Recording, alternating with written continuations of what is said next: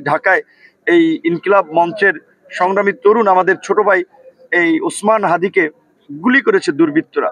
কারণ আমরা বারবার বলে আসছিলাম যে যখনই নির্বাচনী তফসিল ঘোষণা হবে, এই নির্বাচন যে তফসিল ঘোষণা হলেই নির্বাচন হবে সেটি বলার অবকাশ নাই। কারণ ওই পতিত ফ্যাসিস্ট শক্তি, পরাজিত শক্তি, তারা নানানভাবে দেশকে অস্থিতিশীল করা, নির্বাচনকে বানচাল করার কাজ করে যাচ্ছে। কাজেই সেখানে যদি আমরা জুলাইয়ের শক্তি সমূহ রাজনৈতিক দল যদি ঐক্যবদ্ধ না থাকি, তাহলে কিন্তু আগামীতে নির্বাচন হবে কিনা সেটি নিয়ে সন্দেহ আছে। আবার হলেও সেটি সুষ্ঠু নির্বাচন, গ্রহণযোগ্য নির্বাচন হবে সেটি নিয়ে সন্দেহ আছে। তাই আমরা জুলাইয়ের শক্তি সমূহ ঐক্যবদ্ধ থাকতে চাই, সমন্বয়ের মাধ্যমে আগামীতে একটি অবাধ, সুষ্ঠু, নিরপেক্ষ নির্বাচন করতে চাই। এবং এই জুলাইয়ের শক্তি সমূহ যদি ঐক্যবদ্ধ থাকে, তাহলে কোনো ফ্যাসিবাদী শক্তি মাথা চারা দিয়ে উঠতে পারবে না, নির্বাচন বানচাল করতে পারবে না। আমরা আমাদের ছোট ভাই, আমাদের এই সকলেরই পরিচিত ওসমান হাদি যেভাবে গুলিবিদ্ধ হয়েছেন, খুব গুরুতর, আল্লাহ তাকে বাঁচিয়ে রাখুক। আমরা তার জন্য দোয়া করি। খালেদা জিয়ার অবস্থাও খুবই গুরুতর, তার জন্য আমরা দোয়া করি।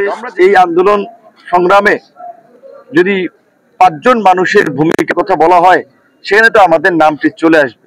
এইটা, এই গণ অভ্যুত্থান কোনো রাজনৈতিক দলের আন্দোলন ছিল না, কিন্তু এটি একটি ছাত্র আন্দোলন। সেই ছাত্র আন্দোলন কি ছিল? কোটা সংস্কার আন্দোলন।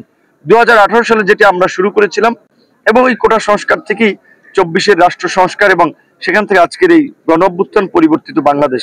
কাজী যারা ক্ষমতায় ছিল তারা তো আমাদের এই বিজয়কে মেনে নিতে চাবে না, এবং আমরা যারা নেতৃত্ব দিয়েছি তাদের প্রতি তাদের ক্ষোভ রয়েছে।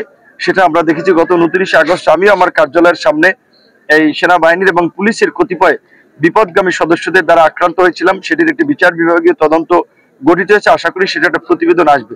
আমাদের নিরাপত্তাহীনতা আছে স্বাভাবিকভাবেই, শুধু আমার না, আমি মনে করি দেশের অনেকেরই নিরাপত্তা শঙ্কা রয়েছে। এখানে আইন শৃঙ্খলা বাহিনীকে শক্ত ভূমিকা পালন করতে হবে, এবং আমার মনে হয় যে অন্তত এই সন্ত্রাসীদেরকে, অস্ত্রধারীদেরকে গ্রেপ্তার করার জন্য আগামীতে দ্রুতই যৌথ বাহিনীর একটা চিরুনি অভিযান পরিচালনা করা দরকার। যদি উল্লেখযোগ্য সংখ্যক ভাবে সন্ত্রাসীদের গ্রেপ্তার করা না হয়, এবং এই ধরনের 2-1টি ঘটনা যদি কঠোর বার্তা, মেসেজ যদি আইন শৃঙ্খলা বাহিনী দিতে না পারে, তাহলে নির্বাচনের পরিবেশ আরো অবনতি হওয়ার শঙ্কা আছে। সেইখানে আমরা অবশ্যই উল্লেখযোগ্য আন্দোলনের নেতা হিসেবে, এই আপনার একটি দলের প্রধান হিসেবে আমাদের তো শঙ্কা রয়েছেই।